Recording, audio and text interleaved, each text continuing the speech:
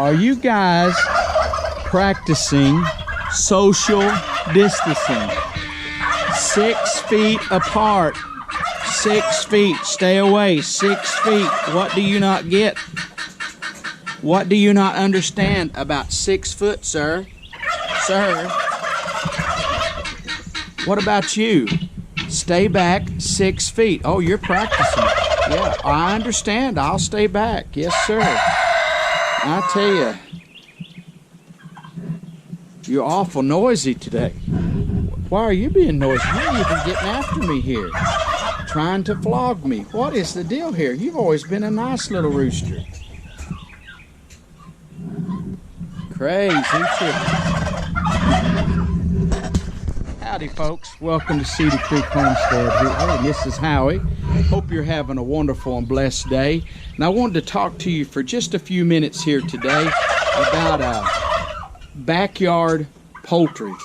And I know a lot of folks, aren't able to have a big old bunch of chickens like we have. I've got at least a dozen hens and 4 or 5 roosters and all that kind of stuff, and I realize you can't have all that stuff, and I hope you can hear me over the noise they make. I love this kind of noise. We got guineas. I love the sound of the guineas. I love the turkeys gobbling.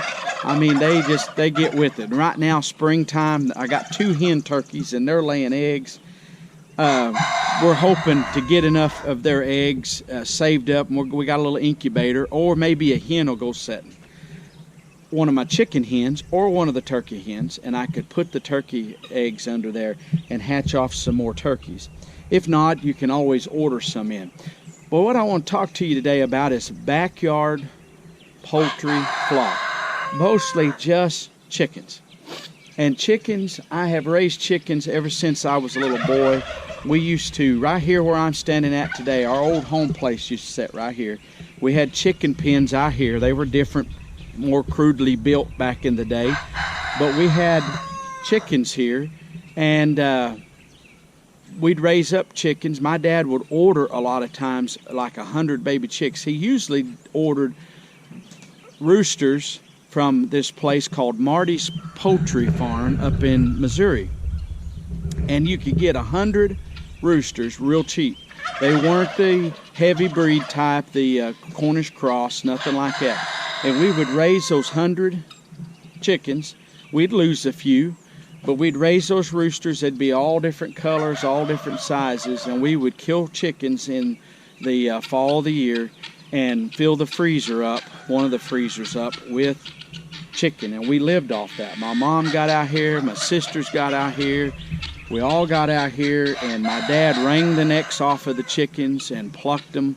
And we would get a hot fire going and get to scald them and pick them just like we do today. There's more modern ways today, but we were the chicken pluckers. We pulled the feathers off. But it was very good eating. And my grandmother, one of my grandmothers, when she came here, she was from New York City. And up there, they bought their poultry already processed. So Granny said she met my grandpa in New York City, and they come down here to Oklahoma. It was on my stepmom's side of the family. She's gone on now, but she used to tell some of the most wonderful stories, or neat stories. But she said they come here and said, my great-grandmother told her, said, we're going to have chicken for dinner. Let's go out here and get some chicken. Well, her and a couple other ladies, they all went out behind the house there and said my granny caught a chicken, just wrung its neck off, and caught another one, wrung its neck off, and that's how they were having chicken. My grandmother was kind of in shock because she'd come from New York City and they just went and bought their chicken somewhere. They didn't just walk out in the backyard poultry flock and you just get one and eat it. But that's the way it was done, and it's very healthy meat, very good meat, and it's sustainable type meat. And so just going to give you a few tips what I would do if I was going to start out. I would either go find me somebody that already had 4 or 5 old hens that were layered hens. Even if they're a couple years old, they might not be the best layers, and I'd get a rooster. That'd get you a little flock started. You'd have your eggs coming in. If you get 2 or 3 eggs a day, hey, that's at $3 a dozen. You got something coming in pretty good. Right now here, they're telling me at the stores that here they're sold out of eggs and over $3 a dozen. That when they are there. So there is an egg shortage. They still have, as many eggs producing places as they've ever had. So don't get afraid of that. There's still just as many out there as there's ever been. The problem is that all these people are having to stay home, and all these kids are staying home, and the food supply is being redirected.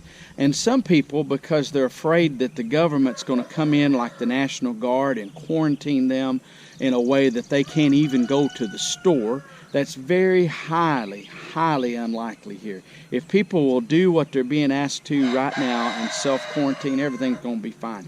But if you don't listen and you go and keep breaking the rules and you don't practice proper sanitation, you continue to shake hands, you continue to gather in groups, do things, and this continues to spread, then what's going to happen is they will eventually have to issue martial law, maybe in certain areas, maybe nationwide. We don't want that. So right now that you're being asked to do some things that are not convenient, but if you'll follow through, you'll be fine. So anyhow, the people are buying up extra eggs and they're hoarding them up.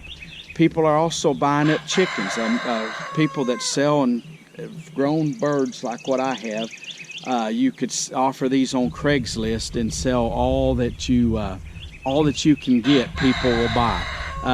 Some are going up and buying them from the Amish people. They have like a little layer of flocks, and when they get a certain age, they'll sell all the hens out. They're still good hens. They're just not at their peak performance. And there's guys going and buying those and then reselling them for $20, $30 a bird.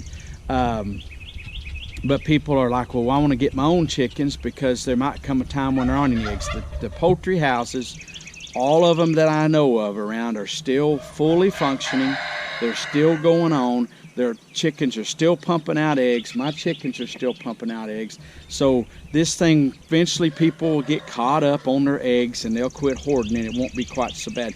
But one easy way to have egg security, if it is such a thing, is get your own chickens. And some folks live in town, and I've heard people tell me that they weren't allowed in their town to have chickens, but they build a little pen in their backyard. They'll have maybe a privacy fence where people can't really tell what's back there, and they'll put chickens back there and fix it up in a way that nobody even knows. And they don't get a rooster because they're concerned. And someone told me you can fix a rooster where it won't crow. I'm not concerned about that because I love to hear them crow, and I want them to crow out here. I love this in the mornings. But anyway, some say you can get them fixed. I don't guess you have to take it to a vet or whatever. These towns that have these rules are stupid, dumb. Some of them don't have poultry because it's not practical, like they're too uppity to have poultry in people's backyards. They think that's Beverly Hillbilly style, so they don't want that. So they're making rules that's going to hinder folks. Used to, it was a normal thing to have a backyard poultry flock. That was just normal thing. And now, look what it's getting. It's against the law in some towns, and some have ordinances where you can have maybe 4 or 5 chickens. Well, at least that's a start, but it should be that you can use your backyard for whatever you want to. And maybe we'll get back to some of that as far as as long as it don't hurt other people. Some people don't want to hear a rooster crow. They don't want a chicken accidentally getting in their yard. I mean, that's just stupid, folks. And these yuppies that's out there need to just grow up and get over it. But I'm glad I live out in the country. I can have all I want to and do what I want to out here with chickens, not bothering nobody.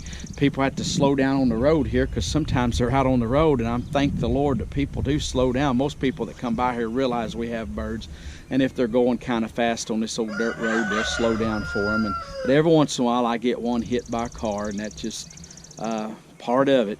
Another reason that a bunch of the big cities are getting rid of poultry is because they have poultry processing centers and stuff in their cities, and they're afraid that disease is going to get spread. So they're like, we'll get rid of all the poultry people we can.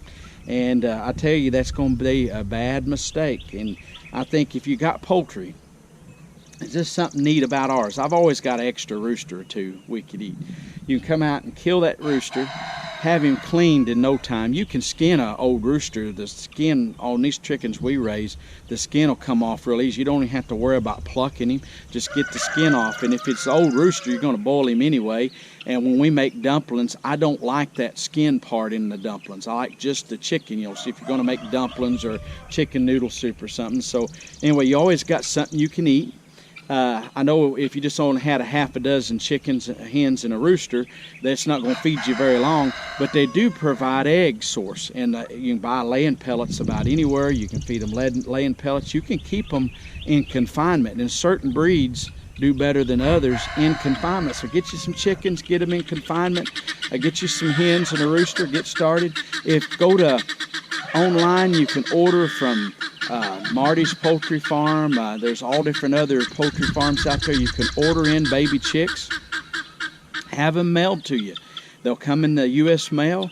Go get them, raise them from babies. Watch, there's all kinds of videos on raising baby chicks, and I'm telling you, they're easy. If you start them off as babies, you keep them warm and out of drafts and protected from varmints, and that's very easy to do. You have the chickens that get up before long. You don't need any heat on them, and they'll just go and grow like crazy. You could raise you up some to eat, but most of all, you could raise you up some just for eggs, also for fun. Chickens are fun to raise. So I encourage everybody, if you're not got you any poultry right now, you're not into that, get into poultry. If you're in a situation where you can, and if your town prohibits it, you need to get a petition together, and you need to fix that and get it back where you can have poultry in your town, as long as they stay in your yard on your property. I understand you don't want them running all over town and pooping in people's yards and all that. So that's the thing today. People are so more concerned about walking, and they don't want to step in it, but yet they bring their little dogs along and let their little dogs do all over the place, and you have to be careful. If you walk down a sidewalk, if you step off, you're probably going to step on something in these modern towns. Folks, our priorities are getting confused and messed up. But poultry, getting you some little chickens and getting started. I also like to have chickens that will set. They're breeding the broodiness. That's what they call it, going broody. I call it setting. But when they go broody, an old hen, after she lays so many eggs, will get to the point where she wants to set on those eggs. It's a natural thing for them to want to set on the eggs for 21 days. Then the eggs hatch, and you reproduce that way. Well, they're breeding the poultry where they won't set. And a lot of people want poultry that won't set or go broody. And that's your business, whatever you would prefer to have. I know a guy that owned a feed store, and he had some hens, and he would buy white leghorns. They don't go broody, and they are highly productive in eggs. They produce a white egg. He sold all the white eggs that he could get there, and had them in little self-confinement cages that worked very well for him, but they were kind of like buying more like store-bought eggs. These country eggs that we have, here's what I call them, or free-range eggs is the modern term today, but I always call them country eggs, are got a real dark yellow yolk. And that yolk is full of vitamins, and it is very, very healthy for you. So having your own chickens, letting them free range if you can. If you can't, you know, and have to keep them in confinement and feed them pellets. You could also feed them scraps. They'll lay and produce you eggs. If they set, then you have an automatic incubator. You don't have to have electricity. Don't have to have much special care. Make sure you got, a dozen eggs under the little old hen, however much she can cover. Mark it on your counter. 21 days later, she'll hatch off those babies and raise them. And we've had chickens just hatch off and have a bunch of little babies and just go around here and just raise them on their own without much special care or anything. I have gotten the past few years, because of varmints and stuff, I'll take and lock the little hen up in a little pen and put her some special feed, put some chick starter out there and some water and stuff, and keep her confined until the chicks get at least probably 2 weeks old. Then I'll turn her out. They get feathered out, and then they can scratch and go along with mama. And we don't seem to have much trouble after that. But the chicks are so easy to raise, and it's a cheap source of entertainment. It's something fun. And if you got children, there ain't nothing better than having them get involved with agriculture, and poultry is one of the easiest things to get involved in. Around here, a lot of them are into pigs and goats and sheep and beefs and stuff for the FHA type programs like we have at our public school, and that's great. But poultry is so much less expensive and so easy to get into. And because I done it, raised poultry, and was involved ever since a little bitty boy, my first chickens were given to me from a place down here called Cherokee Courthouse. It's the old Cherokee Courthouse where the Cherokee Nation here started. They had their Supreme Court. If you don't know this or not, the Cherokee Nation here has their own Supreme Court, and they have courthouses not very far from where we live, where that was their where they met at, and they had keepers and stuff that kept care of the grounds and everything. And when I was a little boy, they had quit having court there, but they were still historical. They're log type built buildings, very neat to see, and the structure, and they're old. And they had a guy that lived there full time, and he had a pair of banty chickens, and the little hen would lay an egg about every day or so, and so he liked the fresh banty eggs. And this little rooster would act like he was going to get people. He wouldn't hurt nothing, but he would fluff up and come over like he was really going to get you. Well, the tourists that showed up started complaining and writing to the chief of the Cherokees that they had been attacked by a banty rooster. They never attacked nobody, never hurt them, but it scared them. Some went back and locked their doors and got in their cars or whatever. City folk. But anyhow, he told my dad, he said, you reckon your boy would be interested in these little pair of banties that I have? And banties are just a miniature chicken. They're just a small breed. And these were the cutest little things. My dad said, yeah, I said he would like him. So I locked him up in a little pen for a few days and fed and watered them and took care of them there. And then I turned them out. And my bedroom window sat right over here and faced out this direction towards where our big chicken yard was and everything. But that little hen and rooster would come and roost up on my windowsill outside. We had a rock house, and it had a little ledge there, and they roosted by my window, and that little rooster took up with me. He would go across the road here to our neighbor when she was in her garden, and he would fluff up to her, and she would just pick him up. You could just pick him up. He's just a big pet. He never hurt nobody. But my mom and sisters, when they would come to put clothes, we had a clothesline out here, they would come out to put clothes on the line. That little banty rooster would act like he's going to get them. And, of course, they went to screaming and hollering, and Dad would have to come out, or I would, and we'd have to run the little rooster off. And I don't know, I was probably 8, 9 years old back then. But anyway, finally we gave the rooster and hen to my grandmother that had a bunch of chickens down at Vian, Oklahoma, and we sent them down there. But they were just the biggest old pets. But it's funny how a little bitty rooster, it probably weighed a pound, can scare a grown human being. But he did, and we had to get rid of him. But after that, I fell in love with poultry, and I've had chickens ever since. If I was anywhere where I could have, there's a few times I lived in an apartment, a few times I lived in a rental property where they wouldn't allow you to have such things, and I know that's kind of hard. I have lived at rental places and other places where they allowed you to have poultry, but some won't, and I understand that if you can't do it. But if you're able to, that's one part of food security that you could get involved with. And then when there's a shortage like right now, and I think there's going to be more of this kind of stuff, people panic and go crazy. The news media kind of drives it and gets it going, so it'd give you a chance to do something to help yourself be more self-reliant by having a little small backyard poultry flock. And there's all kinds of videos on YouTube of people that's raising chickens.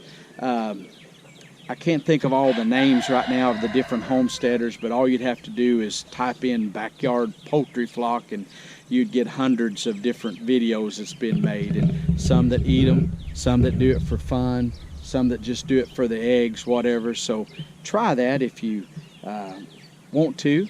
And I just want to say, hey, thank you. And if you're not a subscriber, we'd appreciate you subscribing to our channel. And if you are already, we appreciate it. Give us a thumbs up and comment down below. If you raise chickens, let us know if you do. And maybe you got a little funny story you could share about chickens you could put in the comment section. Hey, we appreciate you watching once again, and God bless you. We're gone.